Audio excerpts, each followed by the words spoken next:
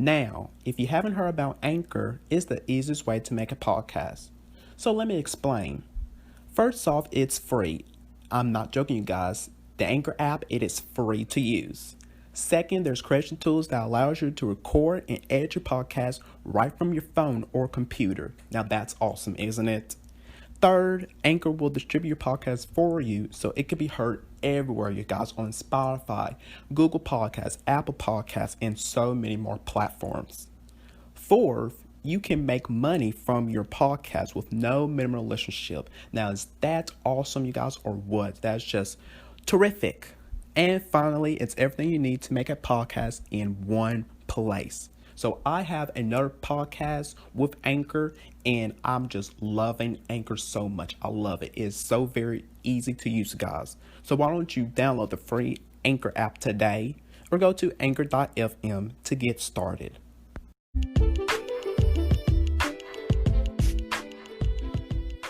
What's up, you guys, and welcome to the official podcast of Damian Talks Education. So listen up. I am here to talk about all things education on my podcast. So get prepared for some realness and honesty of education as I walk you down through various of topics that's happening in the education world with some amazing guests, to sharing stories relating to education and so much more, because I got you covered with education. So join me on this journey of education with me.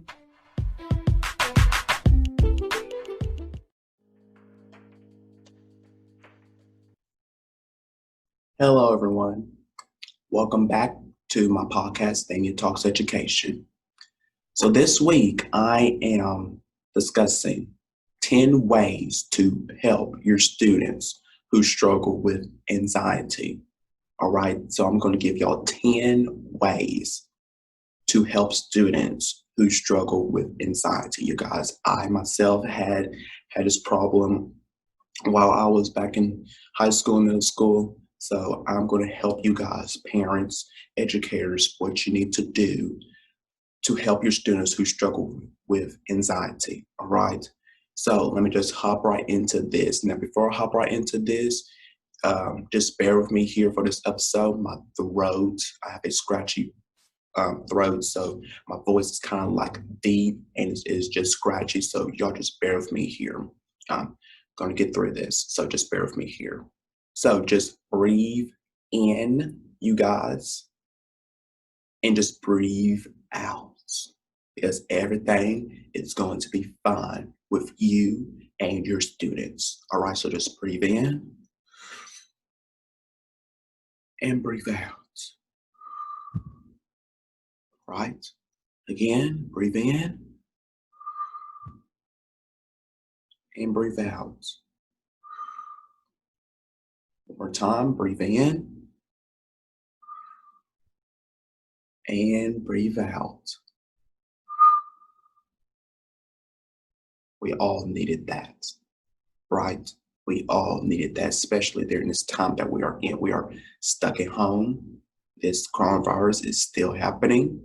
So we just all need to have a break from all this and just breathe in and just breathe out. Just let everything flow. Just everything come out.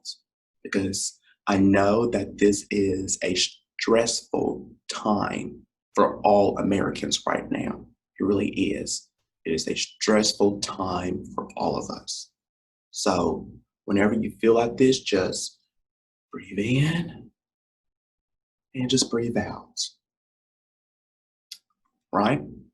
Now, let's hop right into this. Now, if you are having students trouble concentrating, if you have an upset stomach, sleepiness, okay? Anxiety can show up in a lot of ways, you guys, just as I mentioned here.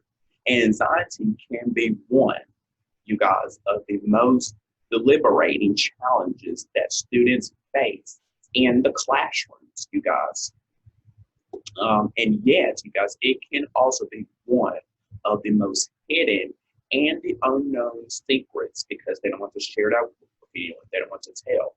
They just want to, keep it hidden to themselves, keep them to themselves. It's a secret. Now, I found this out, you guys, according to the Child Mind Institution. Healthcare providers have seen, get this, you guys, a 17% increase of anxiety in children over the past 10 years.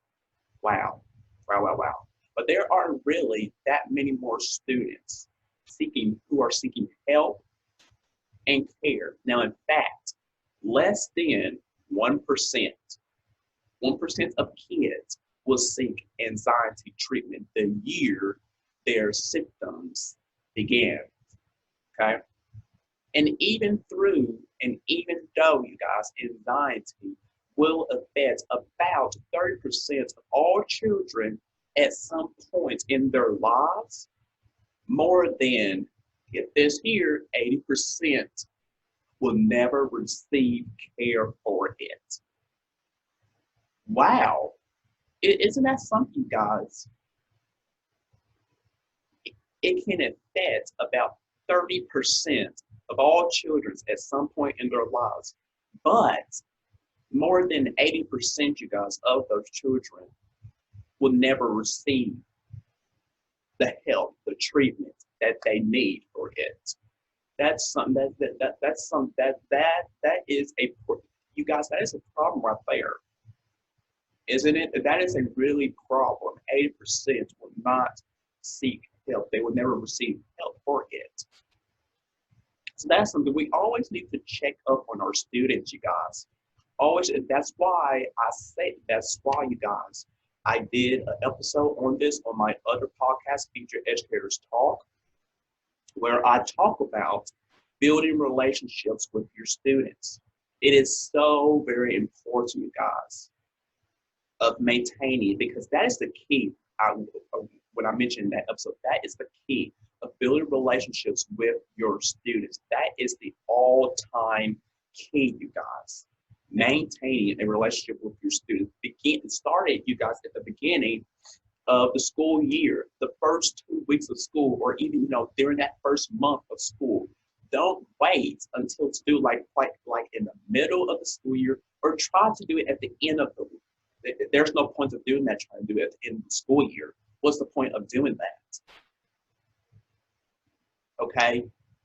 Because you need to have connection with your students so they get to know you better. You have a relationship with them. You have a bond with them.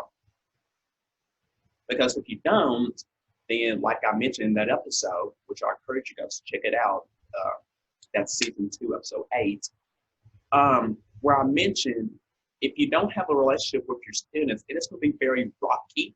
It's going to be very bumpy with you and that particular student that you don't have a relationship with. Okay, that is the truth right there. That is. It's not going to be smooth and steady with you and that particular student, because you don't have a relationship with them. They don't have a relationship with you either, educators. So please, please, please, I'm going to say this for the last time. Please build a relationship with your students now, especially during this time that we are in. And then schools are starting back up again, reopening schools. We need to have a connection. We need to have a relationship, a bond with our students now more than ever. Okay? That's all I have to say right there. That's all I have to say. The relationship with your students. Now, moving on. Chances are you have seen, going back to the students with anxiety, chances are you have seen the increase in anxiety in your own classrooms, educators, and school, and maybe around the testing seasons, or even kids who are experiencing trauma. Now, anxiety is more than just worries, right? Now, anxiety can influence classroom performance just as much as any other learning disabilities. Now, kids who are worried and anxious, they are not doing it on purpose. They're really not, you guys. They are not doing it on purpose, okay? Because the nervous system acts automatically especially when it comes to worry, which often, you guys, stems from um, fight or flight reflex. Okay. And that's why phrases like this, you guys, just relax or even calm down, they are not helpful at all. Okay. And I'm going to tell you why they are not helpful. But with practice, you have practice. Kids can learn to slow down their abilities, their anxious brains. And teachers can learn to help cope with that.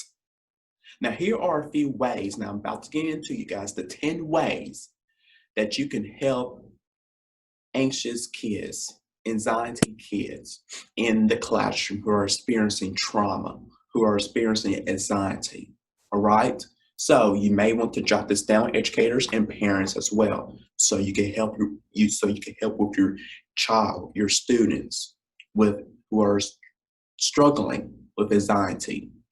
Okay. Now, the first step, you guys, the first step that I have for you is practice those deep breaths, just like what I did earlier before I hop right on. Breathe in and breathe out. So practice those deep breaths with your students and your children's parents. Now, when people slow down their breathing, they slow down their brain. Yes, they do. Now, when myself, you guys, and then others, when you notice that one of your kids, well, I don't have kids, you guys, I'm just saying that, but I have seen, around who are struggling, and some of my classmates as well as some of our friends. When you notice that one of your kids or your students or whoever are struggling with anxiety, you often lead, and teachers, you often lead the whole class in a breathing exercise, don't you? You do. Now, it helps the child who is overwhelmed and usually a few other kids too. Now, sometimes you would do it just because the whole class is, they're scurrying, around, and you need to focus. Slow, deep breaths are the key. That's why, especially during this time, we especially need this. Breathe in, breathe out. We need this. We need this. Now, the article, you guys, about belly breathing, it describes the process um, that you should probably use with your kids, and it works every single time. So check that out. An article, belly breathing. So check that out. It may be helpful. Moving on to number 2 of the 10 ways is to take a break and go outside, because we need that sunshine. We need light to, with our body. We especially need that. Now, being out in nature can also calm an anxious brain.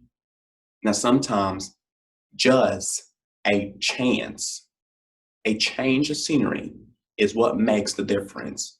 It sure does.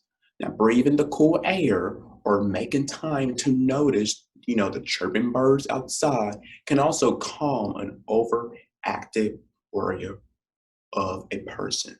Overactive warrior of a person. Now, you asking students to carefully observe their environments, it can help them turn the focus away from their worries and towards something more tangible. Like for this, for example, how many different kinds of trees do you see? Or how many different birds, songs do you hear? Or how many different shades of green are in the grass? That's very interesting, isn't it?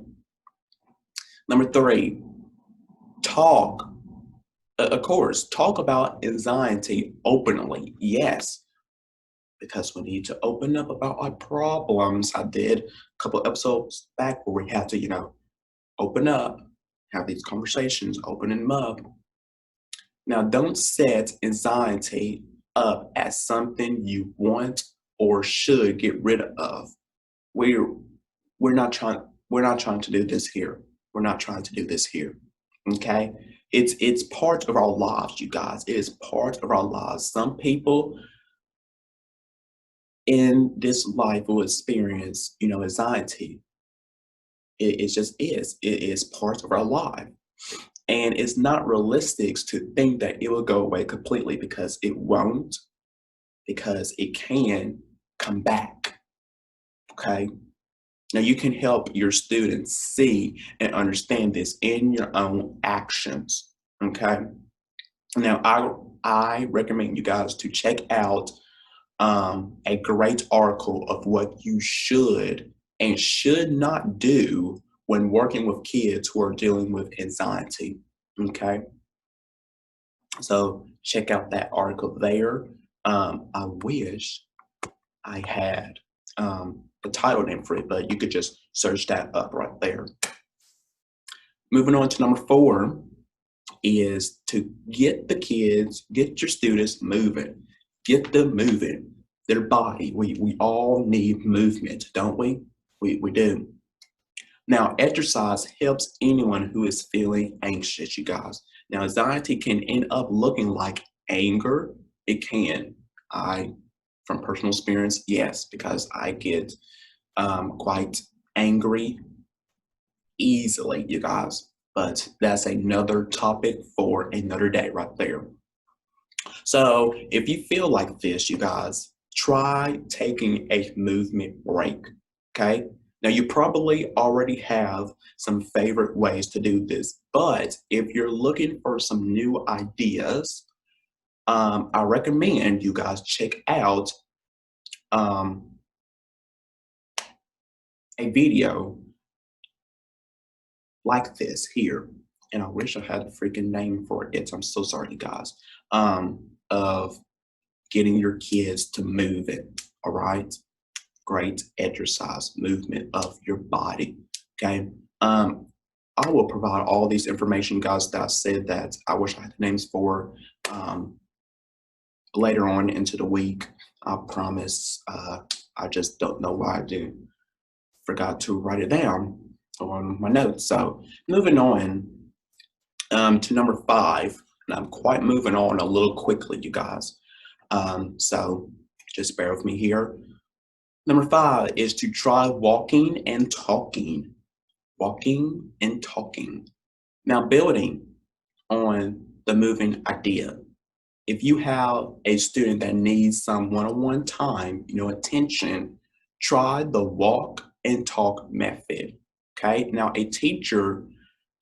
one teacher used to have a student who struggled a lot with anxiety. And this worked great with that student. It worked great with this teacher here. Now, after a couple of loops around the playground with that student and that teacher, everything will feel a little better. Now, their walk served 3 purposes. Okay. The first, it removed them from the situation. Well, it removed that student from the situation, excuse me. Number 2, it gave that student a chance to explain the issues to that teacher. And then third, it gave the student blood pumping, which clears out the anxiety producing energy, because we all need energy, and brings in the positive exercise. Fantastic. Great right there. Great tips right here. So I hope you guys jot this down, educators and parents. These are some really good information to help your students with anxiety. That's what this whole episode is about, helping your students with anxiety who are struggling with anxiety. Moving on to number 6, I'm almost done here, is to think positive by having students keep a gratitude journal. Yes, think positive by having students keep a gratitude journal.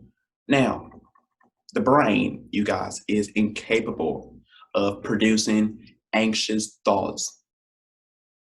while it is producing some positive thoughts stemming from gratitude. Now, if you can trigger a positive train of thought, you can sometimes derail the anxiety. Okay. Now, a person, you guys, they knew a teacher who had his fifth graders keeping gratitude journals. And every day they will record at least one thing, just one thing that they were grateful for.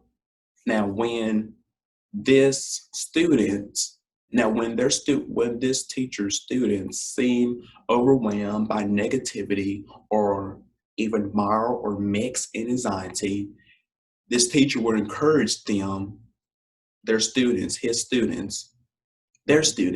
me, to reread their journals. That's very helpful right there. I like that.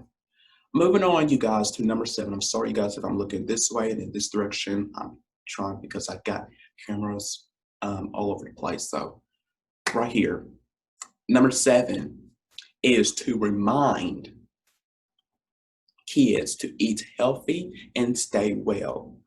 Get fit, stay well. Yes. Now, for the most part, teachers don't really have a lot of control over what students, they eat or how much they sleep. But these things do matter when it comes to managing your anxiety. Now, not surprisingly, a healthy diet and plenty of sleep makes a difference in how well a student is able to handle situations that could be overwhelming. Yes, try to, perform well in school, in their classes, extracurricular activities, so on. We need that from them.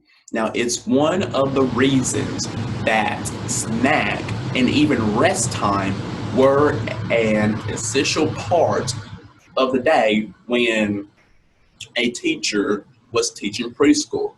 Now, it probably would have benefited her older students too, even if they might not have admitted it at all. Okay.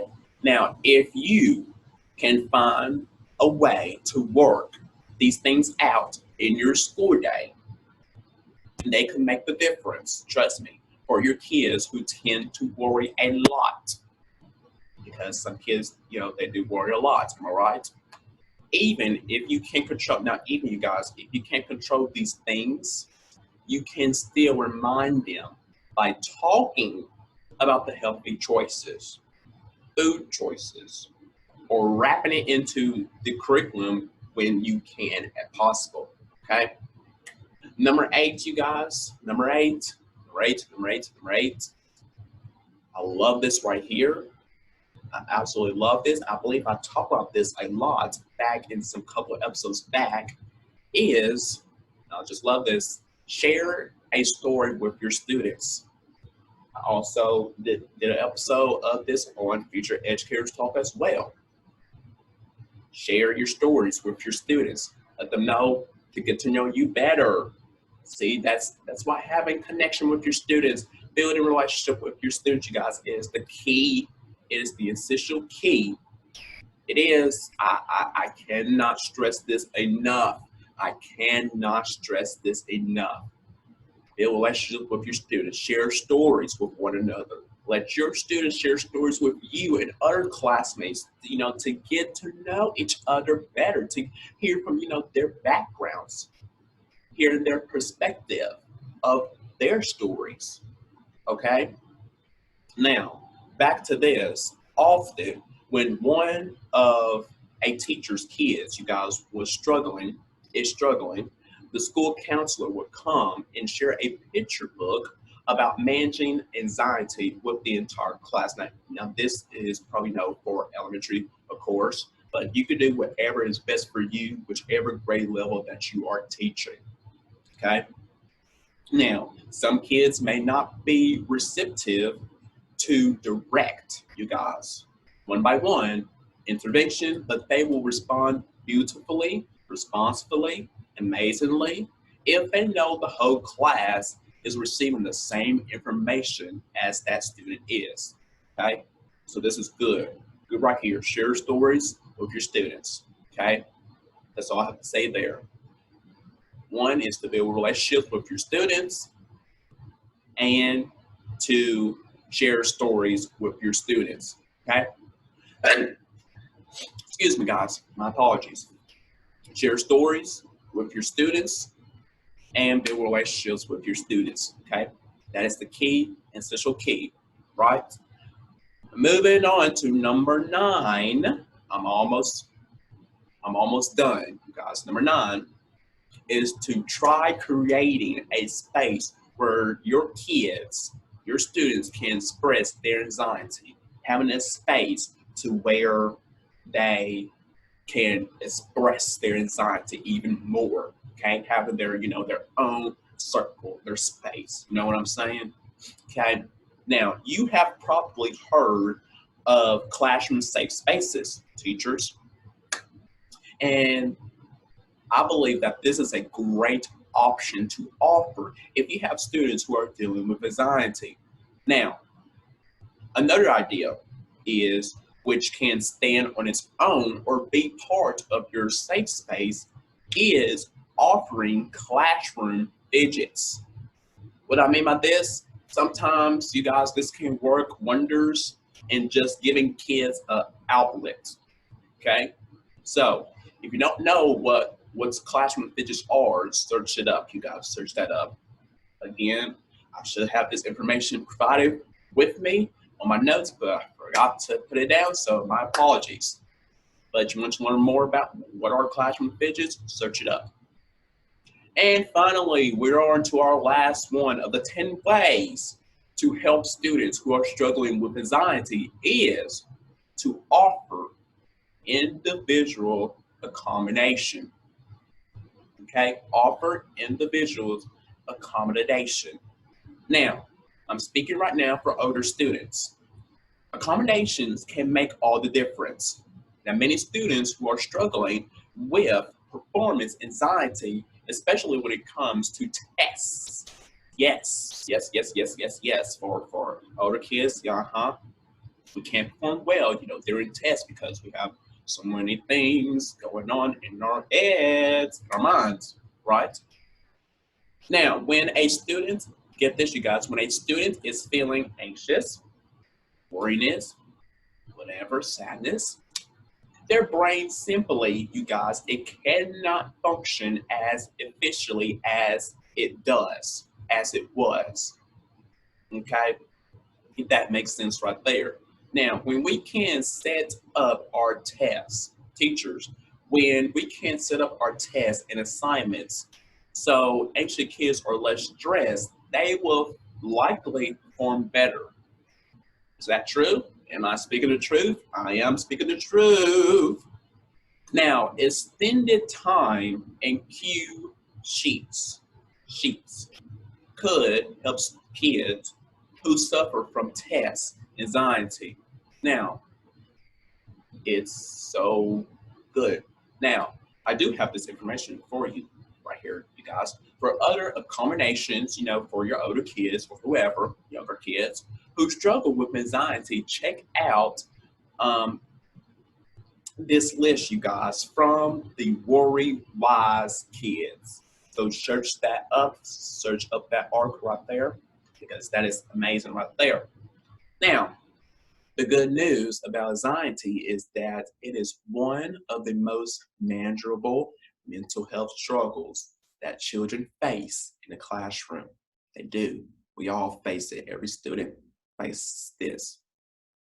Now, with the right support by you and the strategies and the techniques that you have, most children are able to develop strategies that help them manage their anxiety.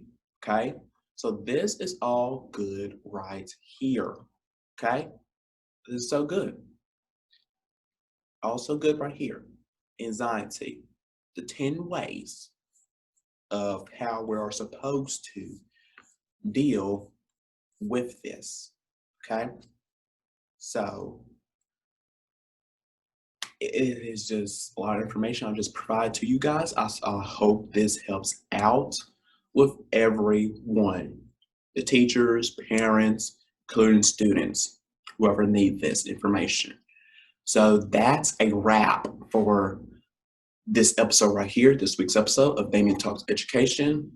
Thanks for joining and listening in. Share this episode out with your friends, your colleagues, your classmates, to your teachers, parents, whoever has children or who don't. Just share this episode out. Because I hope in every single episode, you guys, I try to help out the best way that I can. I try to help out, provide information for you guys, give y'all some resources, some tools, some strategies, some techniques, whatever, to help you guys out there, teachers, parents, students, whoever need this. Okay. So make sure you guys subscribe. I cannot say that. Make sure you guys subscribe to my YouTube channel, Damian Talks Education. That is where every episode is available at. So make sure you subscribe, you guys, and click on the notification bell so you never miss future episodes, which drops every Friday. So jot that down, every Friday. Leave a review of my podcast. Let me know what you think of this episode right here or any other episodes that I have done. Leave a review on any podcast platforms, you guys. I really appreciate it. To hear from you guys, my listeners. So please do that. I will, you guys, I said, I believe like a couple episodes back, that I will start back interviewing some guests on my show because I haven't really been doing that a lot lately. For this season, there's only been about, I believe, 3 or 4 guests that I have interviewed, except for that a conversation on being a Black man in America. That's something different right there. But I'm talking about like one-on-one with an interview with an educator, parents, students, whoever. So I will start that back up very soon, you guys. I said that I was gonna start back doing that back in quite like in September or October, but it probably will still be. I'll just have to have some time alone to where it fits into my schedule, because as of right now, you guys, I have recorded so many episodes of my podcast where it's just me. I have there's you guys, there's so many episodes that I've recorded, and I'm just trying to like put them, with with every week, try to drop them to so y'all, during this time for y'all to listen. If that makes sense. I know that I'm rambling. I'm sorry. I just not quite feeling that well. As I said earlier, y'all can tell by my voice, it's kind of a little deep now. And then I have a scratchy voice. So yeah. So that's yeah. But like I mentioned earlier, I would love to have you on my show, on my podcast, Damian Talks Education. Whoever it is, students, parents, educators, whoever, including even students, you guys, I would like for you to come on my show. Whatever you want for me to talk about or for us to talk about, what I will be interviewing you, please let me know, you guys. Please let me know by messaging me, you guys, on my Twitter and my Instagram at Damian Talks Edu. Direct message me, whoever you want. Whoever wants to be on my show, just contact me. And then also email me, you guys, at Damian Talks Education. That email is not set up just yet, but it will be. It will be in the next couple of days. So I will let you guys know when I have that email set up. So Yeah, I would love to have you guys on. So I'm going to end this episode here because I know I'm quite like rambling right now. Y'all probably don't understand like what I'm saying, but we're going to end this here. Thank you guys for listening. Continue on listening every week, and I will see you guys back on an all new episode of Damian Talks Education. So until then, take care. Take care of yourself wherever you are out there in the world. Wear a mask and remember to wash your hands. Wash your hands, you guys. I'll see you guys back next week on an all new episode of Damian Talks Education. Take care.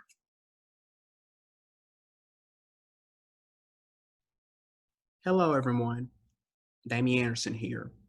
If you have a question, concerns about Damian Talks Education, stories to share with me, any feedback to share, reactions to the topics that I talk about, jokes to tell, or someone you will like for me to interview, please let me know by direct messaging me on Instagram and Twitter at Damian Talks Edu, on Facebook at Damian Talks Education. You can email me at educationthoughtspodcast@gmail.com or send in a voice message to me by going to anchor.fm/Damian Talks Education and make sure you click on the message tab to where you can record your questions into me. Thanks so much.